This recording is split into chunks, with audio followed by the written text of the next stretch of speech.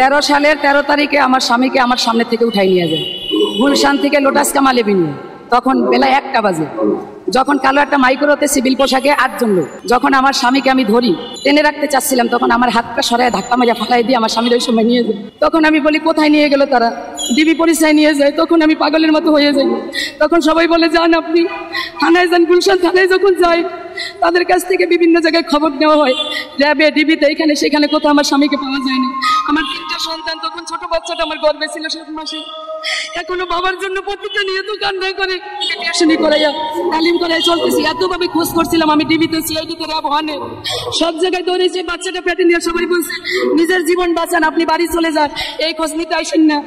তারপর আমি হাল ছাড়ি না। আমি 7-8টা বছর আমি ডিবিতে, সিআইডিতে, বিভিন্ন জায়গায় আমি দৌড়েছি আমার ছোট বাচ্চাটা নিয়ে।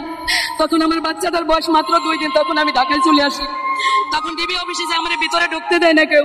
অনেকে বলে ভিতরে আসে, ছবি পাঠিয়ে দেয় গোপনে, তারা বলে দেখছি আপনার স্বামীকে, কিন্তু আজও পর্যন্ত কোনো খবর মিলে নাই।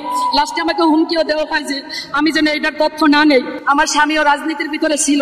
যখন সে বিএনপির বিষয়ে একটু কথা বলতো, আওয়ামী লীগের বিষয়ে, আমি যেদিন আমার সাথে আসে মিরপুরে আমার বাসা, তখন একটা দোকানে বসে সে বলতেছিল বিএনপির পক্ষে, আওয়ামী লীগের বিপক্ষে। তখন আমি বলছি তুমি এগুলি বইলো না, এগুলি বলতে গেলে মানুষ গুম হয়ে যায়। তখনই 10টা বাজে বলছে, 1টা বাজে আমার স্বামীকে উঠিয়ে নিয়ে যায় লোটাস কামাল এভিনিউ অফিসের সামনে থেকে। নিচে নামি একসাথে তার হাত ধরছে 3-4 জনে, দইরা টাইনে হিসড়ে ওই গাড়ির ভিতরে ঢুকে যখন পিস্তল থেকে মাথায়, তখন আমি হাত দিয়ে টানাটানি করি আমার স্বামীকে ওই জায়গা থেকে বের করার জন্য। আমার স্বামী বুঝতে পারে না, কয় যে ডিবি থেকে আমরা আসছি, আপনাকে ওসি স্যার একটু ডাকছিল। উনি বুঝতে পারে না, তাইলে উনি গাড়িতে উঠতো না। যখন গাড়িতে উঠে দুই পাশে 2 জন ছিল, মাঝখানে বসাই দিয়ে ওনার বন্ধুকে এইভাবে রাইফেল ঠেকে দিছিল। আমি ফোন দিছি, তার হাতে ফোন ছিল, ফোনটা বুঝে নিয়ে গেছে। আমার মেয়ে বাসা থেকে ফোন দিছে, বাবা তুমি কোথায়?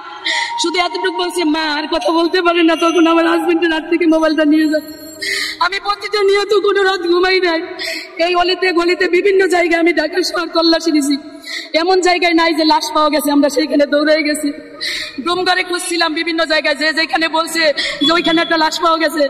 সারা বাংলাদেশটা মনে আমি তন্ন তন্ন করে ঘুরছি স্বামীরে পাওয়ার জন্য। বলছি যদি অপহরণ করা হয় আমি বাড়ি বিক্রি করে আমার স্বামীরে নিয়ে যাবো, উদ্ধার করে তোমরা আমার স্বামীরে ফিরাইয়ে দেও।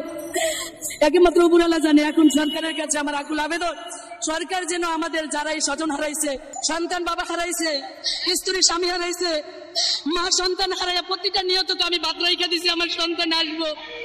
আমার সন্তান ভাত খাইব, আইসা যদি ভাত না পাই কি বলবো? মায়ের কান্না, মায়ের আহাজারি। এখন আমার এতটুকু আকুল আবেদন সরকারের কাছে, নতুন সরকার গঠন হয়েছে, আমাদের আয়না ঘর থেকে যারাই আছে, যদি আমরা পাইয়া যাই আলহামদুলিল্লাহ, যদি না হয় তাই সরকার যেন সারা বাংলাদেশে তন্ন তন্ন করে খোঁজ করে আমাদের সন্তান যেন দেয়। আমরা যেন, বাবা যেন সন্তানকে পাই, আমি স্ত্রী হিসাবে যেন স্বামীকে পাই, মা যেন সন্তানকে পাই।